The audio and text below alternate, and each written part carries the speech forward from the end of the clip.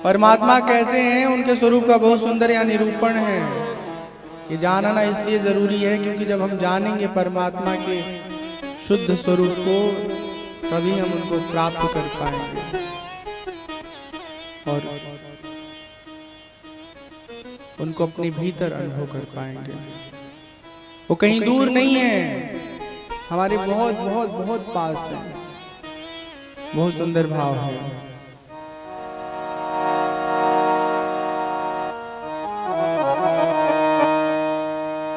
बिनु पद चलई सुनई बिनु काना, कर बिनु करम करई बिनु पद चलई सुनई बिनु काना, कर बिनु करम करई विधि नाना। आनन रहित सकल रस भोगी, बिनु बानी बखता बड़ लोगी। आनन रहित सकल रस भोगी, बिनु बानी बखता बड़ लोगी। तन बिनु बरस नयन बिनु देखा, रही घ्राण बिनु बास शेषा।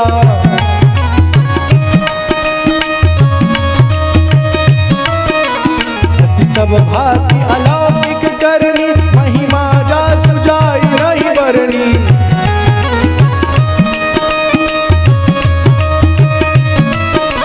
जय सिया राम जय सिया राम, जय सिया राम जय सिया राम, जय सिया राम जय सिया राम, जय सिया राम जय सिया राम, जय सिया राम जय सिया राम, जय सिया राम जय सिया।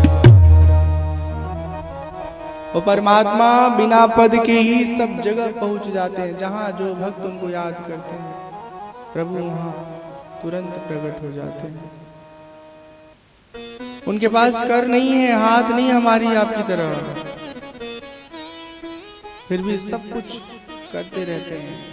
कान नहीं है हमारी आपकी तरह, और उसके बाद भी सब सुनते रहते हैं। तन नहीं है लेकिन उसके बाद भी सब विषय वस्तुओं को, पूरे संसार को ऐसे स्पर्श करके वो रह रहे हैं संसार में कि कोई सूत बराबर में उनसे अलग नहीं हो सकता।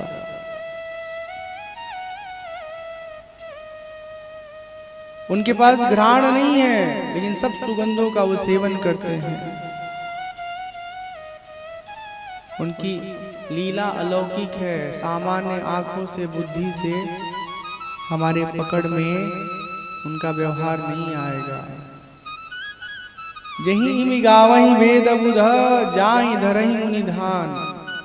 जिसका वेद और ब्राह्मण वर्णन करते हैं इस प्रकार से, जिसका मुनि जन ध्यान करते हैं, वही परमात्मा दशरथ नंदन बन के अयोध्या के राजमहल में किलकारी लेते हैं, राजा दशरथ को सुख पहुंचाते हैं। भगवान शिव कहते हैं पार्वती मैया से, हे पार्वती, भगवान का अवतार जो है वो अनेक कारणों से होता है, कोई एक निश्चित कारण बता पाना बड़ा कठिन है। कुछ बातें हम आपको बताएंगे, भगवान के अवतार के कुछ कुछ जो विषय हैं, हेतु हैं, वो आपके समक्ष हम रख रहे हैं। एक बार की बात है, सनक सनंदन सनातन सनत कुमार भगवान विष्णु से मिलने जाते हैं। जय विजय उनके द्वारपाल हैं, रास्ते में उनको रोक देते हैं। किसको? चारों ब्रह्मचारी को। वो बहुत नाराज होते हैं, कहते हैं हम भगवान से मिलने आए, हमको रोक रहे हो, असुरों सा व्यवहार करो, जाओ असुर हो जाओ।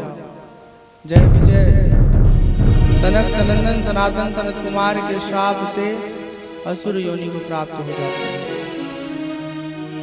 भगवान आते हैं, विष्णु जी आकर के जय विजय से कहते हैं, हे जय विजय, आप चिंता मत करिए, हम स्वयं आपको मुक्त करने के लिए अवतरित होंगे।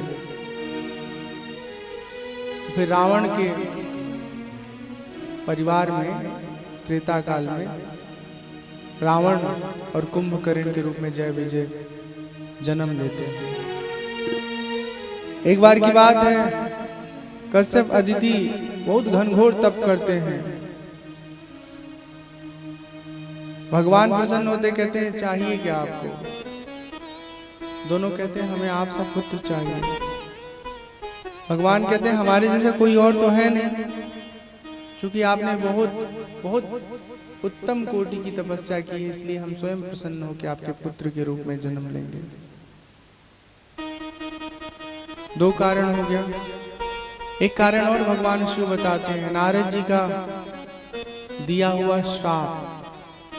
जब पार्वती मैया सुनती है कि नारद जी ने भगवान विष्णु को श्राप दिया था और इस वजह से भगवान को जन्म लेना पड़ा, कहती नारद जी तो परम भक्त हैं विष्णु जी के, वो क्यों श्राप देंगे? हे नाथ कृपा करके ये कथा जरा विस्तार से सुनाइए।